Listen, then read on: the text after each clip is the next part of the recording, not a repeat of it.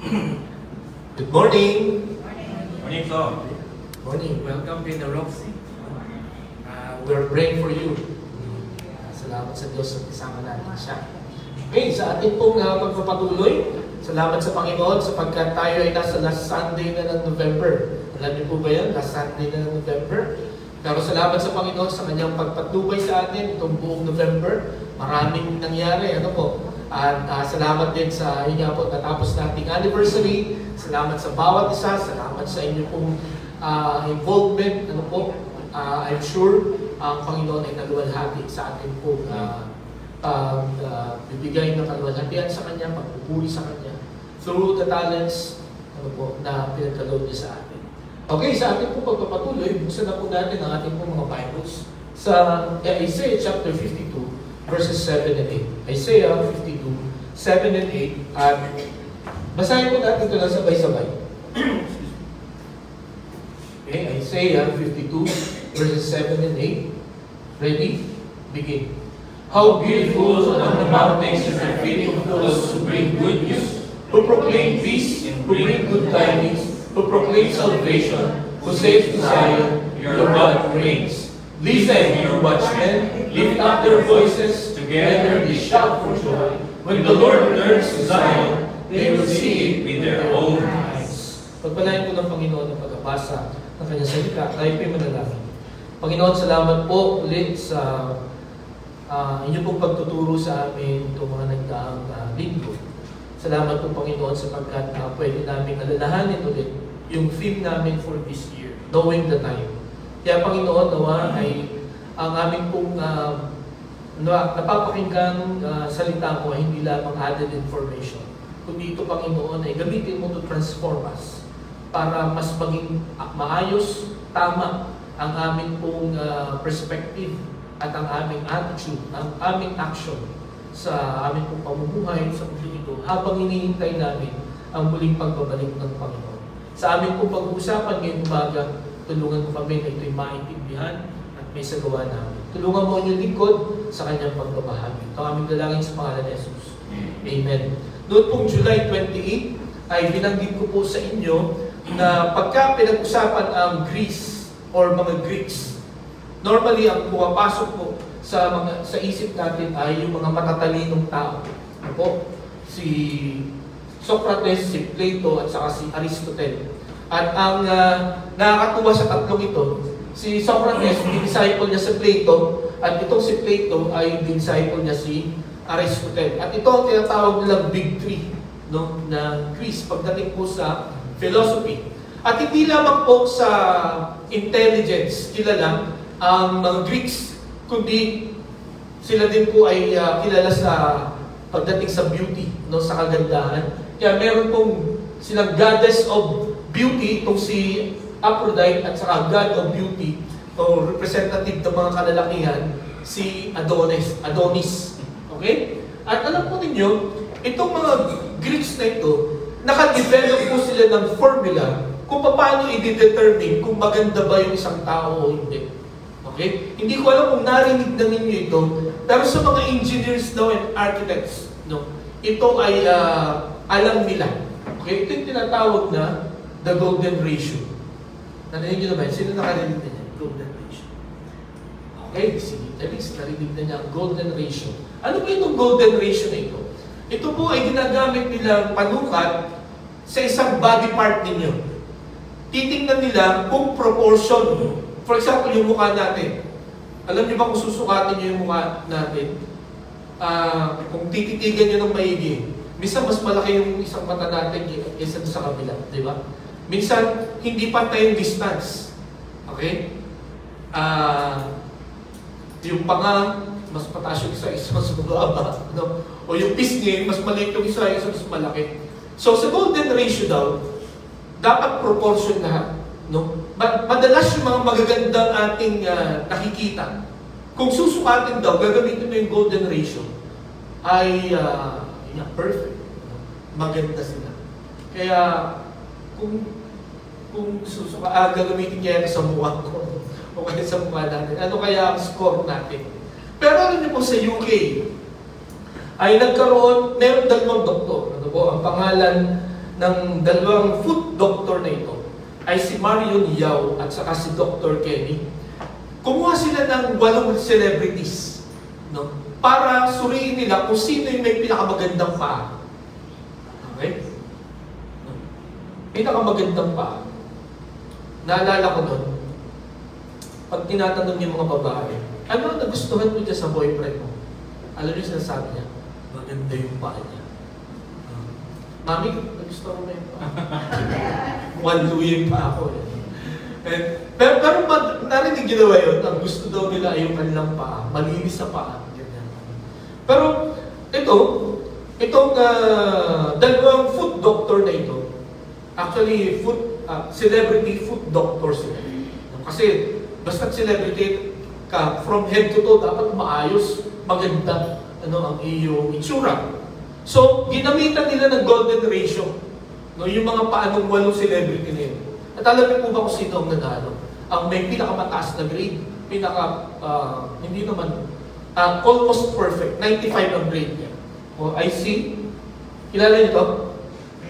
Si Meghan Markle, no? Asawa ni Prince Harry, ang apo, pangalawang apo ni Queen Elizabeth II. Okay? So, si Meghan Markle daw may pinakamagandang paa. Ito ang kanyang paa. Okay? Kaya lang, according kay, ito, chika to. Sa isang foot surgeon, si Comar Consinan, may daya yung paa ni Meghan. Kasi kung titingnan mo daw yung paa niya noong 2010, merong, anong tawag dyan? Bunyon. Okay? May bukol, no? Pero noong 2015, nawala na siya. Pero kita mo yung scar. Di ba? So, parang nasabi ng mga tao ay perfect na pero ritokado. Di ba? Parang yung ilan sa mga Koreans, hindi naman lahat. No? Pag nakita mo yung mga ilan sa mga Koreans, talagang nire-retoke talaga yung kanilang mga itsura. So parang kahit na siya ang may magandang paa, no, ay parang hindi ka ganun ka bilib sapagkat may alteration na nangyari. Ganun po ang paraan ng pag-determine ng mundo ito kung sino ang maganda o hindi, no? Lalo na pagdating sa paa. Kung ano yung itsura niya, no? Kung ano yung sukat niya, yun ang pag-determine. Kaya mga kapatid, sa umagang ito, kung susukatin yung ating mga paa, kung titingnan natin yung ating mga paa, palagay ko wala sa atin ang may magandang paa. Di ba? At ito nga daw si Merkel, kaya daw niya pinaopera yan para nga maging perfect yung kanyang feet. Okay? So sabi ko, naku, hindi naman ako celebrity, no? Hindi naman ako mayaman. So wala talaga akong ka-chance na maging maganda ang aking paa. Based sa standard ng mundo ito. Pero mga kapatid ngayong umaga, meron akong good news. Meron akong good news. Sa mata ng Diyos, iba ang standard niya ng pagiging maganda ng paa. Okay? It is not based on looks and measurements, but it is based on activity. Anong ginagawa ko sa paa? No? Sabi nga nila, kung lalagyan daw ng CCTV yung paa natin, maririnig doon kung saan tayo nagpupunta. Di mo ba? Maririnig doon, no? Saan ka pumunta kanina, o kahapon, or last year. Di ba? Kaya, minsan hindi natin ito napapansin, hindi natin nabibigyan ng importansya yung ating paa. Pero sa Biblia, fit is important. Fit is beautiful. No? Kung paano at bakit, yan po ang ating pag-aaralan. Again, balik po tayo sa ating theme this year, no, knowing the time, at yung time nga dyan, katulad ng ulit-ulit nating pinapaliwanag, ito yung panahon na maraming signs na pinapakita ng Diyos, na makikita natin sa Bible, na ano yung mga signs na yun, na malapit na siyang bumalik. Malapit na dumating ang Panginoong Jesus. Actually, anytime, He can come. Sapagkat lahat ng mga signs na makikita natin sa Bible, nakikita na natin lahat. Okay, so ngayon pong November, recap, no? Ano yung mga natutunan natin ngayon pong buong isang taon na ito. Kasi 37 days na lang, tapos na ang 2024. So I hope na sa pag-recap natin, sa pag-alaala natin sa mga natutunan natin, meron tayong enough time, 1 month, to reflect, para alalahanin natin, isipin natin, ano ba ang dapat natin gawin. Lalo na sa pagharap natin sa panibagong taon, sa 2025. Okay? Napag-aralan natin nung first Sunday when we witnessed the signs, and then yung sa anib natin, working while waiting, knowing the time, ano yung mga dapat natin gawin. And then last week, nakita natin longing for His coming. Ngayon, umagang ito, ang gusto kong pag-aralan natin, ito po ang culmination ng ating pong theme. Ano yung dapat natin gawin? Yung mga previous, ano yung dapat natin isipin tungkol sa Diyos? Yung mga sumunod, ano yung dapat gawin natin sa ating mga sarili? Ito pong ating pag-uusapan ngayon, ano yung dapat natin gawin sa ibang tao? Okay? Now that we know the time. Okay? So, pabagat po ng ating mensahe, beautiful feet. Beautiful feet. Okay? Maganda ba ang inyong mga paa? Titingnan po natin. Ito pong Book of Isaiah ay sinulat po ni Prophet Isaiah. Ito pong book na ito ay puro prophecy. Okay? Hindi pa nangyayari lahat. In fact, nangyari po itong prophecies ni Isaiah 100 years after na sinabi niya. Okay? At ito po ay dinivide sa 4 na bahagi. Yung chapters 1 to 39, mababasa niyo po doon yung judgment ng Panginoon. Yung parusa ng Panginoon dahil sa katigasan ng ulo ng mga Israelites. Talagang winarningan ng Panginoon ang mga Israelites na paparusahan ko kayo kung hindi kayo magtatapat sa akin, kung hindi kayo susunod sa akin, kung patuloy kayo nasasamba sa Diyos-Diyosan, kung patuloy kayo na maglilingkod sa iba, you will be punished. May darating na bansa na sasakop at magpapahirap sa inyo. So yun po ang mababasa ninyo sa chapters 1 to 39 ng Isaiah. And then sa chapters 40 to 48, makikita naman doon natin na pinakita ng Panginoon yung kanyang supremacy. Na dapat siya nakasambahin at no much yung mga Diyos-Diyosan na pinaglilingkuran ng ibang mga tao at ng mga Israelites nito. And then pagdating po sa chapters 49 to 53, yung pangatlong bahagi niya, it speaks about God's promised deliverance. Okay? Bagamat ahayaan ng Panginoon na masakop ng pahirapan ng mga Israelites, may pangako siya na ililigtas sila. Ililigtas sila. After 70 years, ililigtas. Makakabalik ang Israel sa Jerusalem. Okay? Kasi noon po, basta tatalo ang inyong bansa, bibihagin kayo, dadalhin kayo sa bansa na nambihag sa inyo. Okay? And then yung 54 to 66, God's future plans. Okay? So, yung 4 na bahagi ay makikita natin. So, ito po, Isaiah chapter 52, itong pag-aaralan natin ngayon, ay nasa 3rd division, God's promised deliverance. So, pagkatapos, i-reveal ng Panginoon yung mangyayari sa Israel. Okay po? Ang sunod niya na itinuro ay may pag-asa, may kaligtasan na naghihintay sa inyo. At ito nga po yun, sa chapter 52 ay makikita natin na dinescribe dito ng Panginoon yung mga paa nung maghahatid ng balita na mayroong deliverance na mangyayari. After 100 years pa ito nangyari, itong prophecy na ito. Alam niyo, habang pinag-aaralan ko ito, talagang napaka-pasensyoso ng Panginoon. Imagine, after 100 years pa nangyari, yung judgment na mangyayari. Di ba, ang haba ng chance? 100 years. Kung maalala niyo po, nung panahon ni Noah, gaano katagal itinayo, ni Noah yung ark. Idea kayo? Gaano katagal? Yung Noah's Ark. Gaano yan? 120 years. Okay? Ang tagal nun. At every day, yung mga tao ay curious, anong ginagawa mo, Noah? Sobrang laki niyan. No? Para saan yan? At every time na sinasabi siguro ni Noah na ako yung gumagawa ng napakalaking barko dahil uulan, pinagtatawanan siguro siya. No? And imagine 120 years na sinasabi ni Noah ang dahilan bakit niya ginagawa yung ark. Pero wala pa rin nakinig. Ang nakinig lang ay yung kanyang family.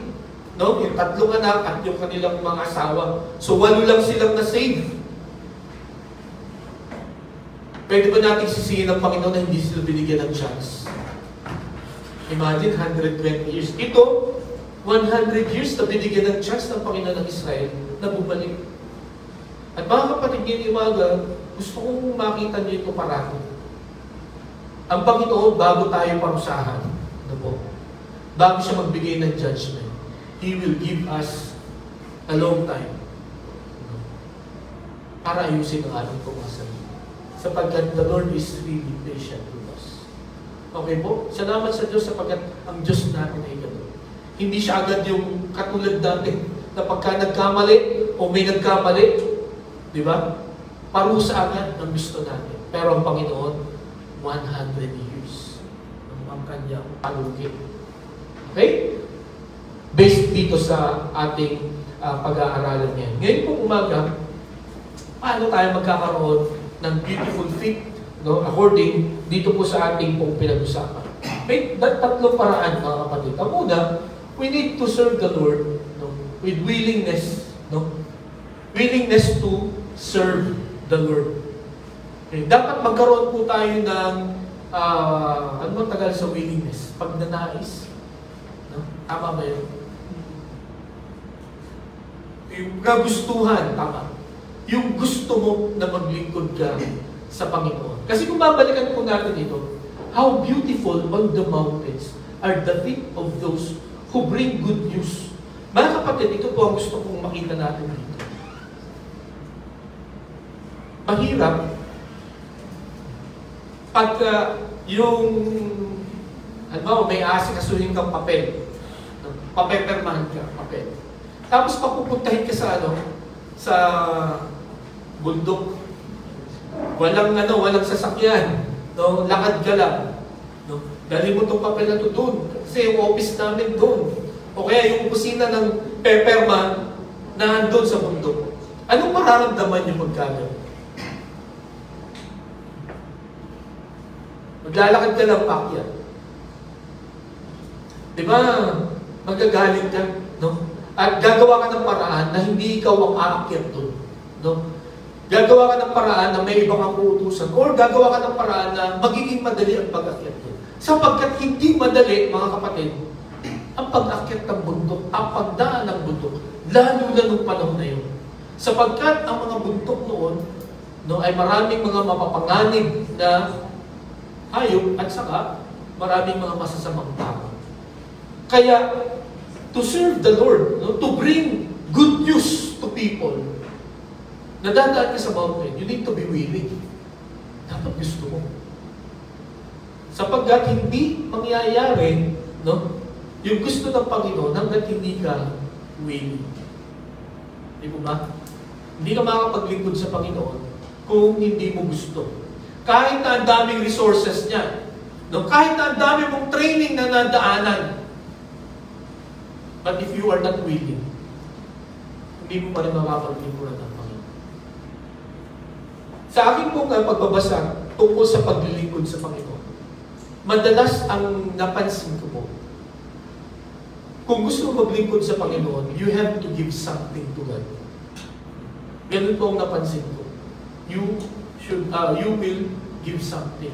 Dito po sa ating pag-aaralan, tingnan natin ano bang ibig sabihin ng willingness. Ang sabi dyan, basahin niya po natin. Ready? Begin.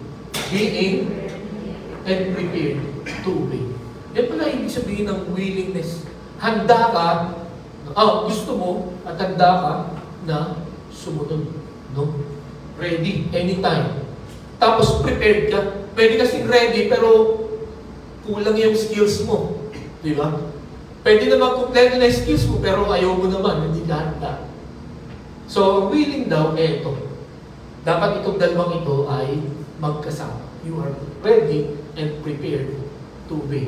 And then, ang sabi dito sa 1 Chronicles chapter 29, verses 8 and 9, basahin niya po natin when we begin. Anyone who had precious souls gave them to the treasury of the temple of the Lord, in the custody of Jehiel, the Gershonite. The people rejoiced at the willing response of their leaders, for they had given freely and wholeheartedly to the Lord. David the king also rejoiced greatly. Dito po ay ang context po ng reference na ito ay kailangan nilang mag-fundraising para sa pagtatayo ng temple ng Panginoon.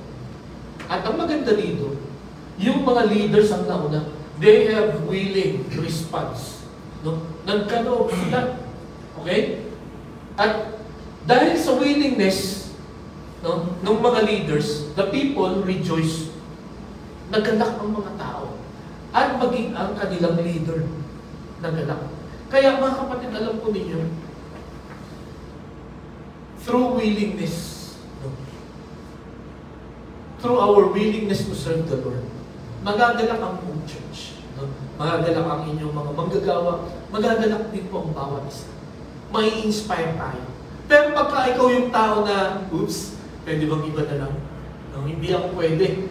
No, hindi ako karapat-dapat dyan. No. Pero minsan kahit alam mo nang pwede ka, pero yun nga, yung willingness, yun po ang ating ano yun. Yun po ang kailangan na i-develop po natin sa ating po mga sarili. Basta't may gawain, no? Ang sarap pakinggan ng pastor ako, tawagin mo na ako anytime na kailangan mo. Di ba? I'm willing to serve the Lord. At dito nga, ang napansin ko nga po, kung gusto maglingkod sa Panginoon, meron kang dapat ibigay. Ito po, hindi lahat ng paglilingkod sa Panginoon ay pera ang iyong ibibigay. Okay? You can give your time. You can give your talents. Di ba? Yung mga kakayahan na binigay sa iyo, pwede mong gamitin yun to serve God. No? Para paglingkuran natin ng ating pong Panginoon. At ito nga sabi ng Panginoon, once meron kang willingness to serve Him, you will have a beautiful future. No? Kasi sabi nga dito sa talata na ating binasa, okay, how beautiful are the mountains are the feet of those who bring good news. Pagka sinabi mong willing ka, kahit gaano kahirap yung trabaho, di ba? Kahit maraming mga obstacles, tutuloy yan. Kahit na bundok ang dadaanan mo, you are still willing to serve, to do kung ano yung mga task. Ngayong umaga mga kapatid, gaano tayo natin ka gusto gawin ang gusto ng Panginoon para sa atin? Gaano natin ka gusto maglingkod sa Panginoon? Diba? Sana maburay yung sa isip ninyo na ang paglilingkod sa Panginoon ay yung magre-resign ako at magpo-full time. Hindi lamang po sa paraan na yung makapaglingkod sa Panginoon. No? Kundi sa inyo pong mga trabaho, no? Sa inyo pong mga sitwasyon sa oras na ito, you can serve the Lord. No? Ang sabi sa 1 Corinthians chapter 10, verse 31, no? Whether you eat or drink, or whatever you do all for the glory of God. You give your best sa lahat ng iyong ginagawa. Sa iyong pagtatrabaho, you give your best. Huwag kang mag-undertime, huwag kang magdaya sa oras. Di mo ba? Magbayad ng tamang tax. Yung mga bagay po na yun. No? Yun po ay mga paraan para makita ng mga tao, no? Na talagang iba pagka sumusunod kay Kristo. Iba pagka mananampalataya. Sa pag-aaral natin, sana lagi natin ibigay yung best natin. No? Hindi natin kailangang maging the best. Nasabi nga ni sa kanta. Hindi tayo ina-expect ng Diyos na maging the best. But He's expecting us to give our best. Kasi alam niyo po, ang na-realize ko, when you give your best results, there is always best results. Yun po lagi ang resulta ng pag binigay mo yung best. Okay? At sometimes yung best natin sa mundong ito is not enough. Pero pagka binigay mo yung best mo, sa mata ng Panginoon, you are the best. Kaya ang Panginoon dapat lagi ang titignan natin sa ating pong ginagawa sa buhay nito. Siya dapat ang lagi nating ipiplease. No? Bakit mo ginagawa yan? Ginagawa ko to para sa Panginoon. Okay? Kasi kung gagawin mo yan para sa mga tao, hindi mo mapiplease lahat. Ano? Kahit na almost perfect yung ginagawa mo, may makikita at may makikitang mali yung mga tao. But, kung ito'y gagawin mo para sa Panginoon, ang Panginoon pag nakita that you are doing your best, mapiplease siya. And the Lord will bless us. Okay po? So, yun po ang muna na gusto ko pong makita natin. No?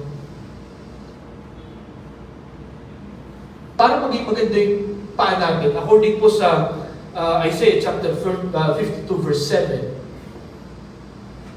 we must have willingness to serve the Lord. At mag-pray natin mga kapatid, na tayo po lahat dito ay maging willing tayo. Kasi tandaan niyo po ito, hindi tayo bibigyan ng Panginoon ng task na hindi natin kaya. Pwedeng sa una hindi mo kaya. Pwedeng sa una parang imposible ko yatang gawin yun. Pero the moment ang Panginoon ang nag-udyok sa iyo, ang banal na Spirit, He will enable you. Bibigyan ka ng lakas, no? Ng talino ng Panginoon para ma-accomplish. Kailangan lang natin maging willing. Okay? Kailangan natin gustuhin na gawin ang gusto ng Panginoon. Okay? Ano ba ang pinapagawa sa inyo ng Panginoon? Meron po ba? Ano yung mga pinapagawa sa inyo na sa tingin nyo'y kaya nyo, pero iniiwas-iwasan nyo gawin? Okay? For us to have a beautiful feet, we need to be willing to serve the Lord. Okay? Ang pangalawa po, eagerness to seek the lost. No? Eagerness to seek the lost. Ang sabi sa Isaiah 52:7, again, how beautiful on the mountains are the feet of those who bring good news. Ano? Anong ibig sabihin ng salitang eagerness? Zeal or longing to accomplish a task or fulfill an ambition. Okay? Matinding pagkagusto, pagnanais. No? Kung yung willingness ay pagkagusto, ang eagerness ay matindi na pagkagusto. Kumbaga, another level ito. No? In short, alam niyo po, kung ito ay isasummarize natin sa isang salita, ang akin pong word na gagamitin ay be unstoppable. No? Sana walang makapigil sa atin. Saan? Sa paghanap sa mga naliligaw ng landas. Okay? Kung titingnan po natin itong Ezra chapter 8 verse 21 to 22. Sabi niya, there by the Ahava Canal, I proclaimed a fast so that we might humble ourselves before our God and ask Him for a safe journey for us and our children with all our possessions. I was ashamed to ask the king for soldiers and horsemen to protect us from enemies on the road, because we had told the king, the gracious hand of our God is on everyone who looks to Him, but His great anger is against all who forsake Him. Dito po sa puntong ito, babalik na ang mga Israelites from Babylon to Jerusalem. At ang sabi ni Ezra, doon sa mga bihag na babalik na sa Jerusalem, mag-prayer and fasting tayo. Kasi delikado itong journey na ito. Alam niyo po, from Babylon to Israel, marami silang dadaan ng buto. Okay? At yun ang sabi niya, enemies on the road. There are enemies on the road. Mababangis na mga hayop at mga masasamang tao. Maraming magnanakaw daw. dito sa rotang ito na dadaanan nila. Kaya ang sabi nila, no, mag-prayer and fasting tayo. Tapos, ino-offeran sila ni King Cyrus, na e-escortan namin kayo, para maprotektahan kayo along the way. Pero ano sabi niya? Because we have told the king, the gracious hand of our God is on everyone who looks to Him, but His great anger is against all who forsake Him. Sinabi niya sa king, King, huwag niyo na kaming escortan. Kasi yung Diyos namin, powerful. Kaya kaming protektahan ng Diyos namin. Kaya, siguro, sabi ni Ezra, parang nabigla siguro ako sa sinabi ko yun. Kaya ang ginawa niya, sige mga kababayan, mag-prayer and fasting tayo. Kasi hindi biro itong paglalakbay nito. Maraming danger along the way. Alam niyo mga kapatid, kailangan nating maging eager, yung matinding pagdanais na hanapin ang mga naliligaw ng landas. Sapagkat wala po tayong ganito katinding pagdanais. Pagka kaunting hirap lang, umuulan, o kaya ay ang init, marami tayong magiging dahilan. But if we are eager, we will be unstoppable. Kahit anong hindrances, mga kapatid. Okay? Kahit anong siya, bahagi ng salita ng Diyos, wala pong makakapigil sa atin. Ang sabi po ng 2 Corinthians chapter 8, verse 9, basahin nga po natin. Ready? Begin. For you know the grace of our Lord Jesus Christ, that though He was rich, yet for your sake He became poor, so that through His poverty might become rich. Tingnan niyo to, Ang Panginoong Jesucristo, He has all the reason, para hindi pumunta sa lupa. Okay? Kasi ganito mangyayari sa kanya, pagka pumunta siya sa lupa, he will become poor. Okay? Maghihirap siya. Kailangan niya maging mahirap. Siguro na panood niyo yung drama sa tawag nito, sa detention center ng Congress. Nahihirapan yung chief of staff ni Sarah na matulog doon sa detention center. At merong nagsabi nga sa akin, sabi ni Rovi kanina, bakit yung mga nakukulong doon sa mga yung mga high profile, nagkakasakit pagka nakukulong? Hindi lang sa nagdadahilan sila, pero sa palagay ko, talagang totoo, na nakaka-stress, nakaka-high blood. Pagka ang pinanggalingan mong kama, ay yung pinakamahal, ang hinihigan mo. Okay? Ang ganda ng aircon, ang ganda ng unan mo, diba? Ang ganda ng kumot mo. Tapos bigla kang papahigayin sa double bed na bed. Palagay ko, manipis lang yung foam nun. Tapos mag-isa ka lang, hindi mo alam kung maliit. Tapos ang pangit ng CR. Ma-high blood ka talaga. Magdadahilan ka talaga. Di mo ba? Ang Panginoong Jesucristo, ganun ang nangyari. Nung pumunta siya dito sa lupa, napakaganda ng langit. Doon sinasamba siya. Pinapapurihan siya ng mga angels 24/7. Pero pagdating niya dito sa lupa, sabi ko, ng term na ginamit, he was like a bondslave. Alam niyo yung bondslave? Yun ang pinakamababang klase ng alipin. Nung siya po ay pumunta dito. Sabi, there is no beauty that you should desire. Grabe. Pero sabi niya dito, wala nakapigil sa Panginoon sa pagpunta niya dito. He became poor para tayong lahat ay maging mayaman. Para mag-improve po tayo, mga kapatid. And then sabi pa niya dito sa Luke 19:10, for the Son of Man came to seek and to save the lost. Ang context po nito, nung nakipagkita siya kay Zacchaeus. Sino nga si Zacchaeus? Tax collector. At nung panahon nila, ang tax collector, yan ang pinaka-pakasalan ng tao. Magnanakaw ang tax collector nung unang panahon. Hindi ka dapat nakikipag-kwentuhan. Lalo na kung ikaw ay kilala na maganda reputasyon, hindi ka dapat nakikipagkwentuhan sa isang tax collector. Lalo tigit, hindi ka dapat pumunta sa bahay at makikain. Pero ganun ang ginawa ng Panginoon sa Kristo. Kaya ang daming comment ng mga Pharisees, bakit itong taong ito, nakikisilamuha siya, nakikipag-usap siya, pumupunta siya, kumakain siya, nakikikain siya, sa lugar ng mga makasalanan. Ano sabi ng Panginoon sa Kristo? For the Son of Man came to seek and to save. He was eager to seek the lost.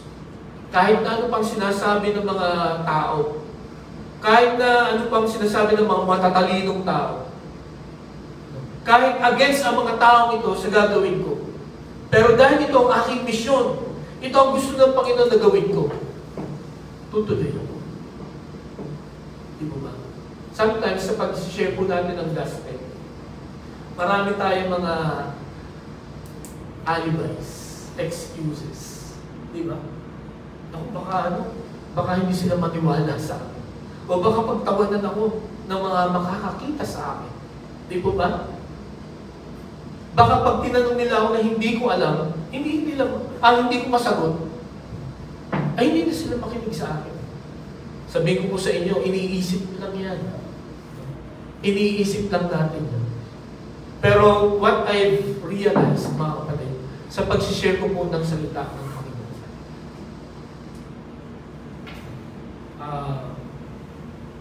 wala pa akong namit. Wala pa po akong namit na katulad nung iniisip ko o kinakatakutan ko na baka pag nagtanong ay hindi ko masagot. No? Kasi halos lahat po ng aking nabahagi na ng salita ng Diyos, they are willing to listen. And in fact, every time na tinatanong ko sila, gusto nyo ba tanggapin si Jesus? Yes. Halos lahat po sila ay nag-yes. Hindi dahil sa pastor ako. No? Hindi po yun ang dahilan. Ako'y naniniwala. No? Hindi po dahil sa pastor ako kaya tinanggap nila o pinakinggan ako. Kundi Word of God po yung aking binahagi. And the Word of God is powerful. Na kahit po sino, no? Lalo tingin tayo po ng mga mananampalataya.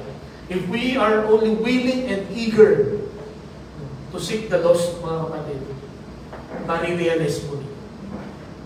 Open itong mga tao. Naghahanap sila.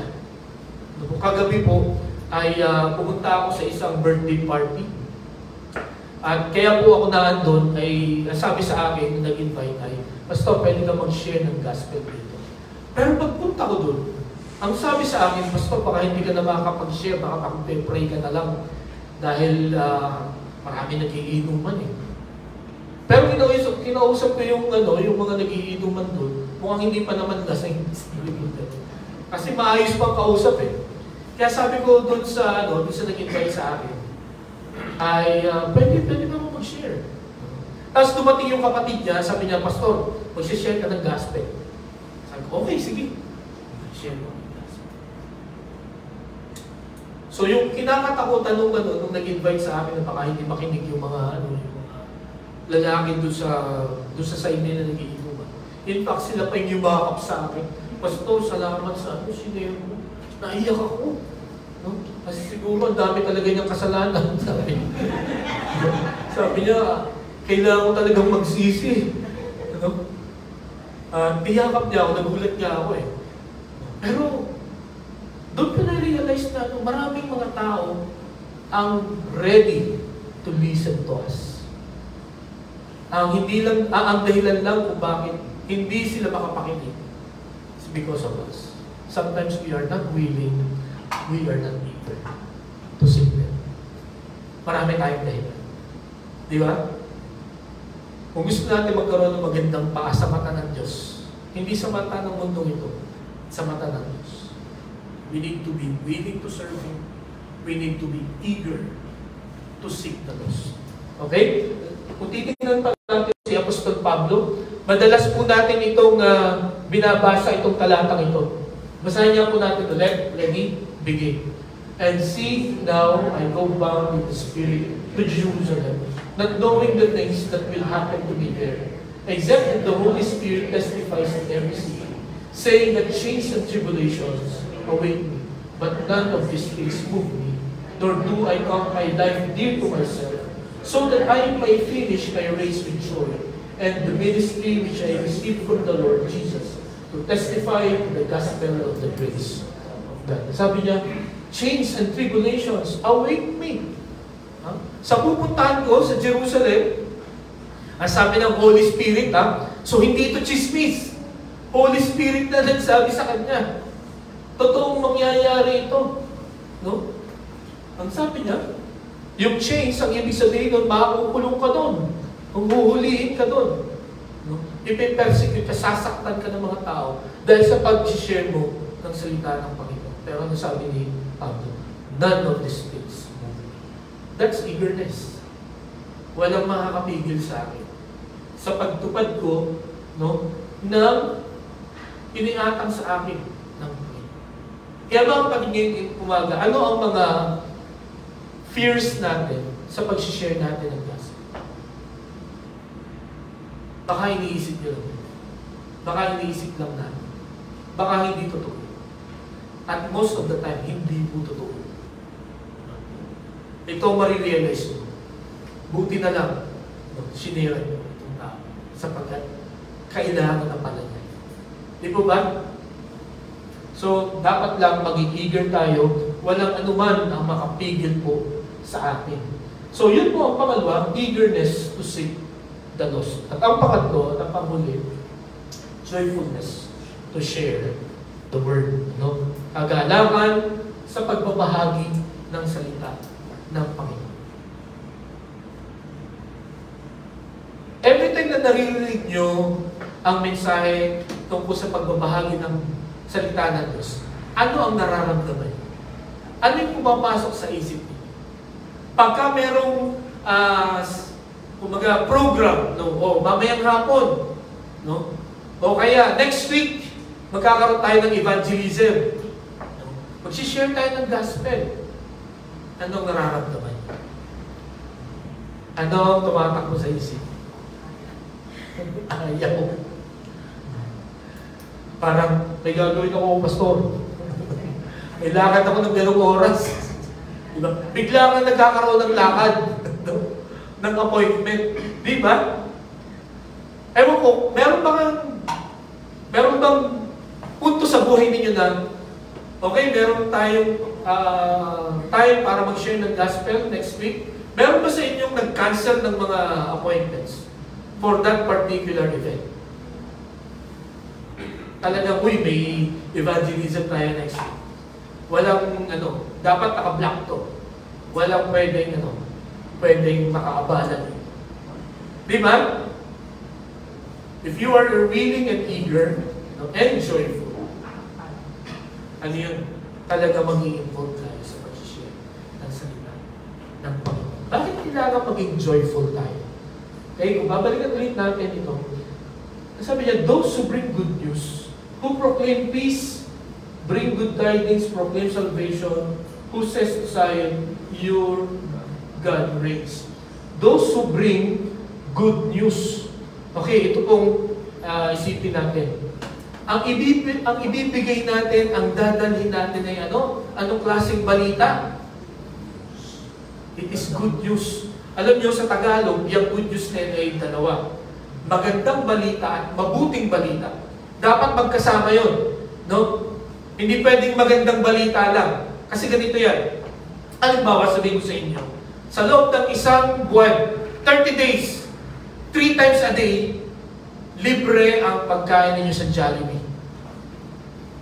Libre. Pumunta lang kayo, sabihin nyo lang pangalan ko, libre kayo. For 1 month. Magandang balita yun, di ba? Pero hindi mabuting balita yun.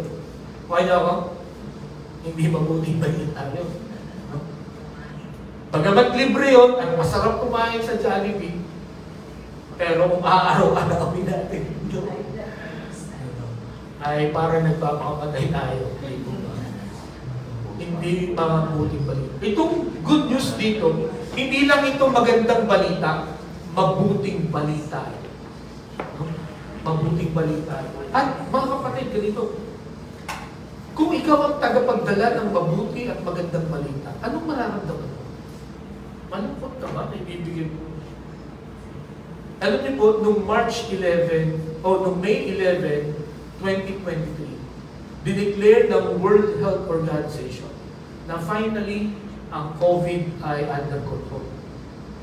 So, hindi ka na kailangan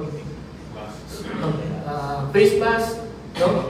Pwede na kayo mag face-to-face, no? Pwede na kayong magdikit-dikit. Di ba? Alam niyo nung napanood ko yung dineclare ng World Health Organization, it's already safe. Di ba? Tayo na ay nakahinga ng maluwag. Napakagandang balita nun, mga kapatid. At ito pa po, kung ikaw lamang ang nakakaalam ng gamot sa isang sakit, di ba, anong gagawin? Ipapaalam ba yun o isisekreto? Yung hold mo. Kung babalik na rin natin yung sitwasyon, halimbawa, ikaw ang may sakit. Tapos, yung kapatid ko pala ang nakakaalam ng solusyon. Tapos hindi niya sinasabi sa iyo. Kasi nahihiya siya. Natatakot siya. Baka hindi ka maniwala.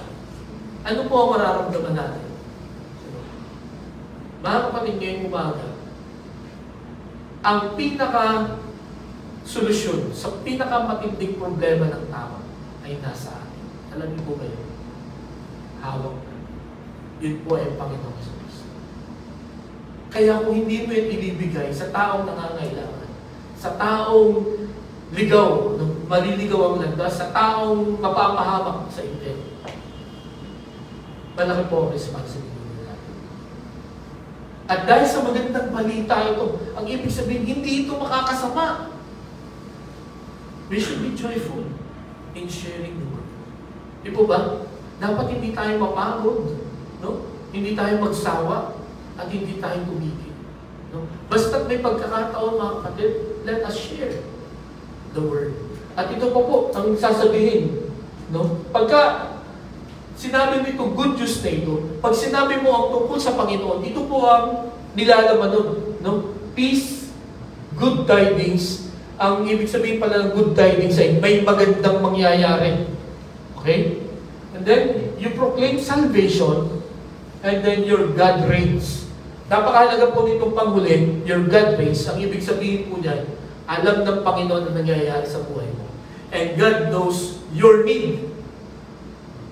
And God can provide those needs. Yun po ang ibig sabihin ng God reigns. Wala nang gagandang balita to. Di po ba? Kaya ngayong umaga, mga kapatid, walang dahilan na tayo po ay malungkot, matakot sa pagbabahagi ng salita ng Diyos. Sapagkat napakaganda at napakabuti ng salita na ating pong ibabahagi sa mga tao. Lalo tigit sa mga tao na nangangailangan. Kaya nasabi ko po sa inyo kanina, hindi nyo nare-realize, hindi nyo napapansin. Yung mga tao na nakapalibot sa atin, kailangan pala nila ang salita ng Diyos, ang mabuti balita. Lagi ko po itong sinasabi, marahil yan ang parents mo, no? Marahil yan ang anak mo, marahil yan ang mga kapatid mo, o mga kamag-anak mo. Pwede yan ang office mate mo, kaklase mo, kalaro mo, best friend mo, diba? Close friend mo, boyfriend mo, girlfriend mo, o kahit ano pa mang karelasyon. Baka hindi mo na kailangan mag-isip ng malayong lugar para magbahagi ng salita ng Diyos. Baka isang di pa lang ang layo niyan sa iyo. Di po ba? Pero kailangan lang natin, mga kapatid, na maging willing, eager, at joyful sa pagbabahagi ng salita ng Panginoon. Sabi dito sa Luke chapter 2, verses 6 to 17, So they hurried off and found Mary and Joseph and the baby who was lying in the manger. When they had seen him, they spread the word concerning what had been told them about this child. So ito po mga pastol na ito, no? Sa kanilang unang binalita na pinanganak na si Jesus. At nung pag-alis ng mga angels, nagbalita sa kanila, pinuntahan talaga nila, hinanap nila kung nasaan yung manger. At nung makita nila finally ang Panginoon, anong ginawa nila? They spread the news. Ipinamalita. At tandaan po natin, itong mga shepherds na ito, hindi itong mga ito ini-entertain ng mga tao. Kasi itong mga shepherds noon, mababago, no? At mga magnanakaw ang tingin. Kumbaga ay second class itong mga ito. Pero wala silang pakialam. No? Wala akong pakialam kung ganito ang tingin sa akin ng mga tao. Basta, I will tell the good news that Jesus was born. Okay? Minsan, lagi tayong conscious kung ano sasabihin sa atin. Di ba? Pero itong mga to, may dahilan sila para hindi spread ang news kasi sigurado walang maniniwala sa akin. Shepherd ako eh. Pero yun, the moment na makita nila, they spread the word. Pinamalita agad nila. Then, ang sabi pa din sa John chapter 4, verses 28 to 30, then leaving her water jar, the woman went back to the town and said to the people, "Come, see a man who told me everything I ever did. Could this be the Messiah?" They came out of the town and made their way toward him. Ito yung Samaritan woman, no? Na merong 4 na asawa, naging asawa. At yung panlima na kasama niya, hindi niya asawa. Okay? So, ang tingin ng mga tao sa Samaritan woman, makasalanan to. Hindi dapat lapitan at kausapin, lalo na ng mga Hudyo. Pero kinausap siya ng Panginoon. No? At yun niya, kumbaga siniran siya ng gospel ng Panginoon, magandang balita. Kaya nung after na mag-usap sila, tuwang-tuwa itong woman na ito, bumalik sa kanilang bayan at sinabi, could this be the Messiah? So nagtakbuhan yung mga kababayan at pumunta sa Panginoon Jesus. Ipinamalita.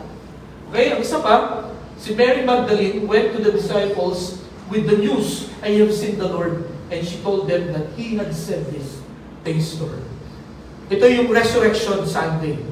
Unang-unang nagpakita ang Panginoon sa Kristo kay Mary Magdalene. At kung makita niya, sinabihan niya sa mga apostles. Magandang balita. At alam po ninyo bakit ko binabanggit itong mga babae ito. Sapagkat noong unang panahon, hindi pinapaniwalaan ng babae. Hindi sila inaalaw na maging witness sa court. Hindi ko alam kung bakit. So marahil siguro mga babae no, may mga marites na no? Hindi ko panipaniwala ang mga sinasabi. Pero ito, no, kahit na anong tingin ng mga tao sa kanila, walang nakapigil sa kanila. And they joyfully spread the news that Jesus has risen from the dead. Okay? Si Apostol Pablo, sabi niya sa Romans 1:16, basahin niya po natin. Ready? Begin. For I am not ashamed of the gospel of Christ, for it is the power of God for salvation for everyone who believes, for the Jew first and also for the Greek. Bakit hindi dapat natin kaya ang magandang balita? Because it is the power of God, no, to salvation. Ito lamang po ang makapagbigay ng kaligtasan sa atin. The gospel of the Lord Jesus Christ. Hindi yung gospel ng ibang tao o ng ibang religion. It's only the gospel of the Lord Jesus Christ. Kumbaga, nasa sa iyo nga yung tanging solusyon, no? Tanging gamot sa pinakamalalang sakit ng tao. Kaya mga kapatid, ibahagi natin. We praise God for the people God used to share the gospel to us. Di ba? Yung mga tao na naging willing, naging eager, at naging joyful na i-share sa atin ang gospel. Dahil kung yung mga yun ay nahiya, no? Yung mga yun ay natakot, wala tayo ngayon. Tayo po ay pupunta pa rin sa inyo. Thank God because God used them. Sana, sa atin pong part, no? Ngayong nakilala na natin ang Panginoon, let us be willing and eager and joyful to share the Word of God to others. Hindi ko alam kung anong iniisip nila sa akin noon nung sinisharean ako. Hindi ko alam kung iniisip ni Pastor Ralph na ito kayang tao ito ay seryoso. Ito kayang tao ito ay makikinig. Di ba? Marami sa atin, hindi ko alam kung merong makapagpatotoo dito na nagtatago. Di ba? May alam ako ng mga tao na tinataguan talaga. Pero dahil sa kakulitan, no? Dahil sa eagerness, nakilala nila ang Panginoon. Dahil sa mga sacrifices, nakilala nila ang Panginoon. Okay? So mga kapatid, si Apostol Pablo, hindi niya kinakahiya ang Word of God. Because this is the power of God unto salvation.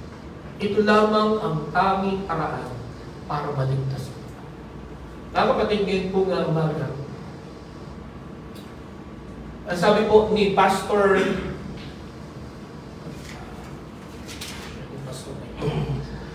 Glenn Peace,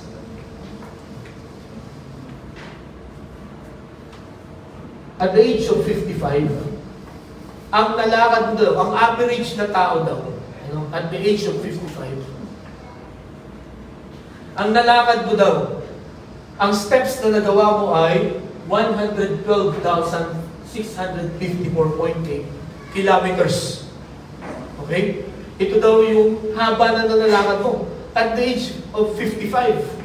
So ako ay 53 na, so malapit na. No? Alam niyo ba kung gaano kahaba ito? Ito. 2 beses at kalahati daw na nag-around the world yan. At the age of 55, yung average na tao, ay yung mga layas na tao, baka nakatatlo na. Ano? 3 ikot na sa mundo. Di po ba? Pero mga kapatid, bakit ko po sinabi yan? I do not know kung gaano pa ang natitirang steps sa buhay ko. At kahit sa buhay ninyo. Di po ba? I do not know how many more steps are left. 2 years ago, may 3 akong kaibigan na namatay.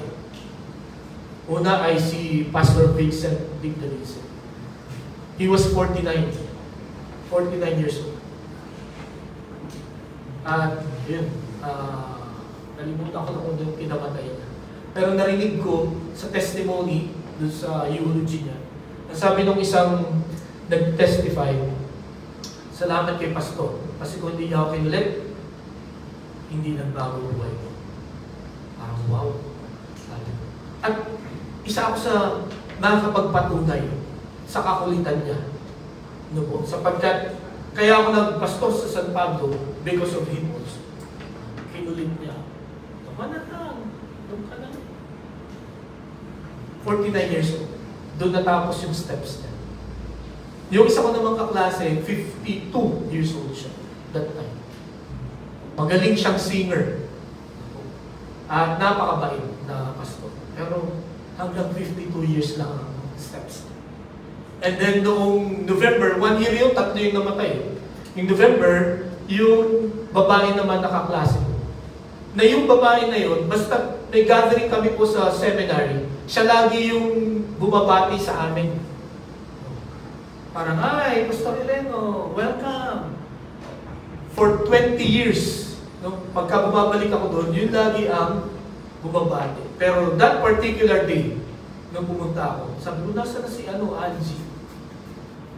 Sinabi sa akin ng teacher ko, di mo ba alam? Namatay siya kaninang 4 o'clock in the morning. Kaya alas 8 yun ng umaga. So sabi ko, 50 years old siya.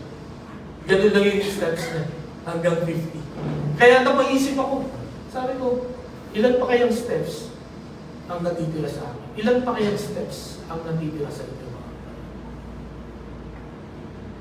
Kapatid, umaga, sana ipanalangin po natin. No? Panalangin po natin na the remaining steps that we have, no? We will be willing to serve the Lord, eager to seek the Lord. joyful to share the word. Mga kapatid, if we will have a beautiful feet, according to the Bible, walang mahihirap pagbalik ng Panginoon. Amen? Kayo, kasama tayo. Kung tinanggap natin si Jesus bilang sarili natin tagapagligtas, kasama tayo. Pero nawa, mga kapatid, sa umaga ito, ang prayer, wala tayong maiwanan. Okay? Tayo po'y manalangin. Lord, salamat po sa inyong salita na aming napag-usapan. Thank you for this month na nirecap namin yung annual thing namin, knowing the time. Salamat, Lord, sapagkat nag-provide ka ng salita mo para malaman namin kung anong dapat namin gawin. Para mabasa namin ano ang kahulugan na nangyayari sa aming kapanahunan. At salamat din po sapagkat hindi ka nagkulang ng pagpapaalala sa amin. Kaya Panginoon, nawa tumugon kami positively. Sana hindi nga po ito added information, but this will transform our lives. Ang aming pananaw sa pagbabahagi ng iyong salita. Nawa maalala po namin parati, araw-araw, na ang mga tao na nakakasalamuhan namin ay mga pagkakataon para may bahagi namin ang iyong salita. Tulungan mo kami na huwag mahiya, huwag matakot. Kundi kami, Panginoon, ay maging willing, eager, and joyful sa pagbabahagi ng iyong salita, sa paglilingkod sa inyo, sa paghanap sa mga naliligaw ng Diyos. Panginoon, pagpalain mo ang iyong salita sa puso ng bawat isa. Ito ang aming dalangin sa pangalan ni Jesus. Amen. Okay, tawagin ko na natin.